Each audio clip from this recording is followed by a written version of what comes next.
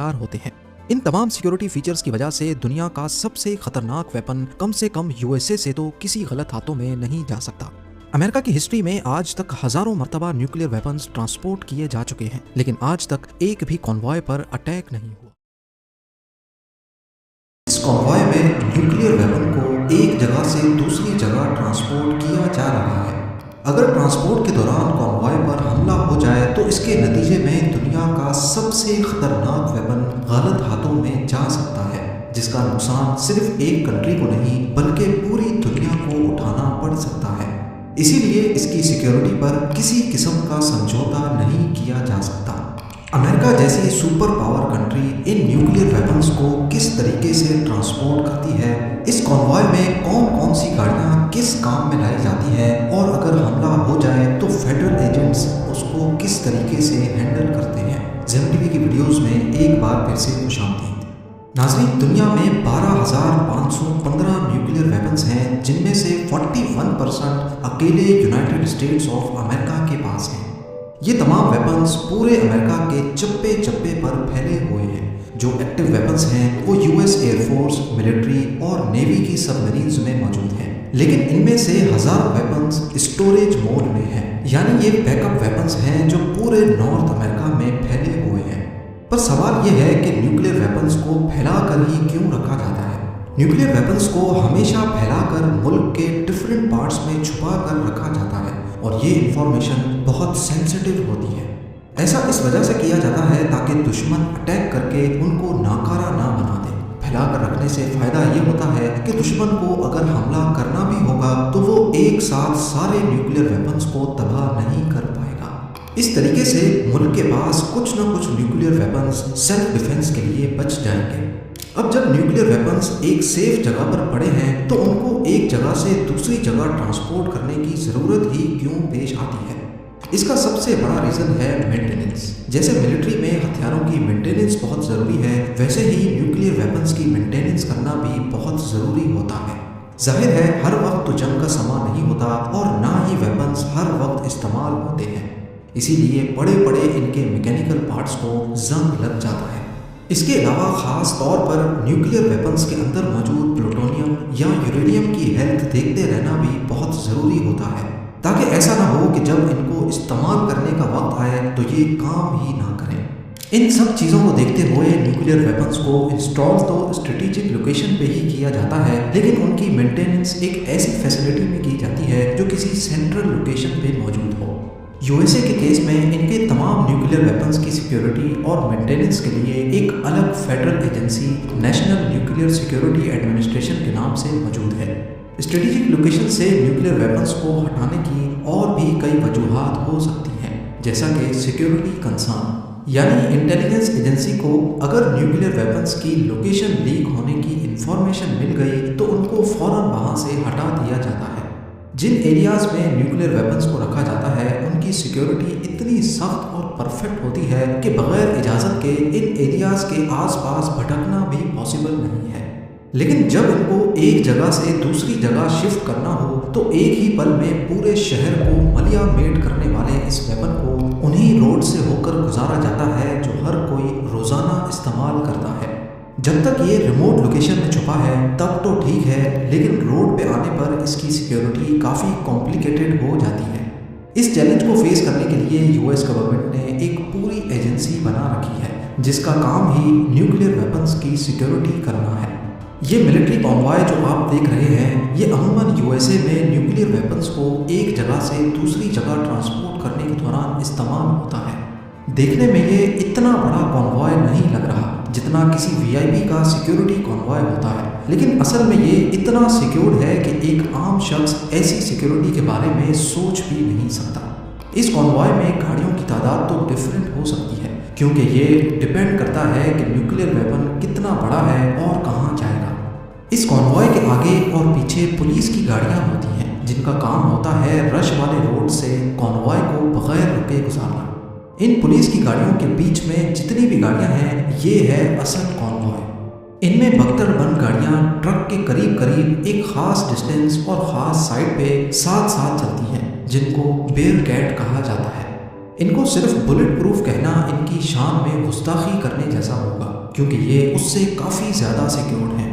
ایک بختر بند میں 4 سے 6 فیڈرل ایجنٹس ہوتے ہیں جن کا کام ہوتا ہے کانوائے کو اٹیک سے بچانا اور اسی وقت کاؤنٹر اٹیک کرنا۔ ان بختر بند گاڑیوں میں جگہ جگہ آپ سوراخ دیکھ سکتے ہیں جس کی مدد سے ایجنٹس باہر نکلے بغیر اندر سے ہی فائر کر سکتے ہیں۔ یہ ایجنٹس کوئی معمولی لوگ نہیں بلکہ ٹرینڈ کمانڈوز ہوتے ہیں جن کے پاس ہینڈ گنز، شاٹ گنز اور اسالٹ رائفلز کے ساتھ ساتھ لاکھوں راؤنڈز موجود ہوتے ہیں۔ اگر پھر بھی بات نہ بنے تو بختر بند کے اوپر آٹومیٹک مشین گن بھی لگی ہوتی ہے، پر یہ سب ویپنز تو صرف خطرے کی صورت میں استعمال کیے جاتے ہیں اگر کبھی نیوکلیر ویپنز کی ٹرک پر حملہ ہو جائے۔ نارمل ٹرانسپورٹ آپریشن کے دوران یہ ایجنٹس ہر چھوٹی سے چھوٹی چیز پر نظر رکھ کر ایک دوسرے سے شیئر کرتے ہیں۔ کانوائے کی تمام گاڑیاں آپس میں ریڈیو کے ذریعے کنیکٹڈ ہوتی ہیں۔ یہ ریڈیو کمیونیکیشن 3 الگ الگ چینلز پہ ہوتا ہے۔ ایک چینل پہ یہ ساری بختر بند گاڑیاں اٹیک کی صورت میں ایک دوسرے سے کانٹیکٹ کر کے کوآرڈینیٹ کرتی ہیں۔ دوسرے چینل پہ بختر بند کے ایجنٹس اپنے کانوائے کی دوسری گاڑیوں سے اپڈیٹس لیتے ہیں۔ ایس او پی کے مطابق نیوکلیئر کانوائے میں کم سے کم 7 بختر بند گاڑیاں ہونی چاہیے، 5 ٹرک کے ساتھ اور باقی 2 1 کلومیٹر آگے۔ ہر چند منٹوں کے بعد مین کانوائے میں بیٹھا کمانڈر آگے موجود 2 بختر بند گاڑیوں سے صورتحال معلوم کرتا ہے۔ کمیونیکیشن کو الگ الگ چینلز میں ڈیوائڈ کرنے کا مقصد یہ ہوتا ہے کہ اگر اٹیکرز نے ایک ریڈیو فریکوینسی جیم کر دی یا پھر مین کانوائے کے ساتھ کوئی مسئلہ ہو گیا تو آگے والی 2 گاڑیاں اپنا الگ چینل استعمال کر کے مدد بلا سکیں۔ اس کے علاوہ یہ پورا کانوائے ایک تیسرے چینل پہ ایمرجنسی کنٹرول سینٹر کے ساتھ بھی کنیکٹڈ ہوتا ہے۔ کنٹرول سینٹر کے اسٹاف کا کام ہے کہ ایمرجنسی کی صورت میں کانوائے کی لوکیشن ٹریک کرے اور فوراً مدد کے لیے بیک اپ فورس کا بندوبست کرے۔ اگر کبھی یہ نوبت آ بھی جائے تو کنٹرول سینٹر جس ایکسٹرا فورس کو بھیجے گا وہ کانوائے کے ایجنٹس کے ساتھ ایک خاص ایس او پی کے تحت کانٹیکٹ کریں گے، پھر چاہے یہ ایکسٹرا فورس پولیس کی ہو یا ملٹری کی۔ کنٹرول سینٹر دونوں فورسز کو الگ الگ code word encrypted radio link کے ذریعے بتائے گا۔ موقع پر پہنچ کر دونوں فورسز تب تک ایک دوسرے پر بھروسہ نہیں کریں گی جب تک ان دونوں کو بتائے گئے سیکرٹ کوڈ میچ نہ کر جائیں۔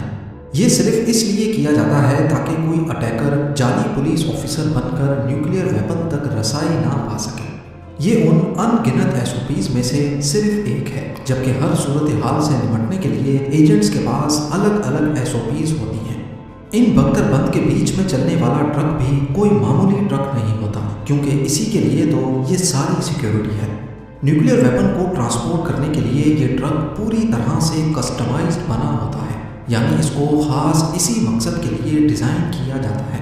ٹرک کی باڈی ہارڈ اسٹیل سے بنی ہوتی ہے جس پر عام جام ٹولز کام ہی نہیں کرتے، نہ ہی یہ گرائنڈر سے کٹ سکتی ہے، نہ اس پر ڈرلنگ مشین کام کرتی ہے، اور نہ ہی ایکسیڈنٹ ہونے پر اس کی باڈی کریک ہو سکتی ہے۔ اگر اس کو آگ میں بھی ڈال دیا جائے تو اس کی باڈی اگلے کئی گھنٹوں تک بھی اندر موجود نیوکلیئر ویپن کو محفوظ رکھ سکتی ہے۔ ڈرائیور کیبن کی بات کی جائے تو یہ بلٹ اور بوم پروف ہوتا ہے اور اس کے دروازے چاہے کچھ بھی ہو جائے صرف اندر سے ہی کھل سکتے ہیں۔ ٹرک کی مضبوطی جہاں اس کو اٹیکر سے بچاتی ہے وہیں اس کا ایک نقصان بھی ہے۔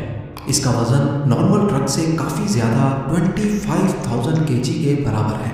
اسی وجہ سے اٹیک کی صورت میں یہ ٹرک زیادہ تیز نہیں چل سکتی اور نہ ہی شارپ ٹرنز لے سکتی ہے۔ پر اس کی اسی کمزوری کے پیچھے چھپا ہے ایک اور سیکیورٹی فیچر۔ اگر کیسے بھی کر کے اٹیکرز ٹرک پر قبضہ کر لیں اور اس کو یہاں سے لے کے جانے کی کوشش کریں تو ٹرک کے ایکسل پہ لگے ایکسپلوسیو پھٹ جائیں گے، جس سے ٹرک وہیل سے الگ ہو کر زمین پر گر جائے گی۔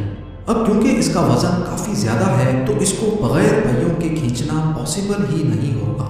رہی بات ٹرک کے اندر پڑے نیوکلیئر ویپن کی تو اس کے کنٹینر کو کھولنے کا ایکسیس خود کانوائے ایجنٹس کے پاس بھی نہیں ہوتا۔ اس پر الیکٹرانک لاکس لگے ہیں جس کی الیکٹرک چابیاں صرف نیشنل نیوکلیئر سیکیورٹی ایڈمنسٹریشن کے پاس ہوتی ہیں۔ بہرحال اگر کوئی ٹرک کے کارگو تک زبردستی پہنچ بھی گیا تو کنٹینر کے اندر ان کا استقبال ایک آٹومیٹک اسپرے گن کرے گی۔ یہ بہت ہی گاڑھا اور چپکنے والا اسپرے ہے۔ جب یہ کسی پر بھی پڑتا ہے تو اس کا ایڈھیسو مٹیریل انسان کو آسانی سے چلنے پھرنے نہیں دیتا، यानी उसकी मूवमेंट्स रिस्ट्रिक्ट हो जाती हैं। अगर फिर भी कंटेनर में कोई बचा होगा तो इसको फौरन इलेक्ट्रिक शॉक लगेगा, जिसकी वोल्टेज घर में आने वाली इलेक्ट्रिसिटी से 6 टाइम्स ज़्यादा होती है। और हाँ, आपको बताते चलें कि इस सारे कॉन्वॉय को यूएस मिलिट्री के 2 हेलीकॉप्टर्स हर वक्त देख रहे होते हैं। हेलीकॉप्टर का फ्यूल जब कम होने लगे तो पहले दूसरे 2 हेलीकॉप्टर्स इनको रिप्लेस करते हैं और फिर ये अपनी पोजीशन छोड़ सकते हैं। इन हेलीकॉप्टर्स के अंदर अलग से बैकअप फोर्स मौजूद होती है और ये भी न्यूक्लियर वेपन को बचाने के लिए हर हद पार करने को तैयार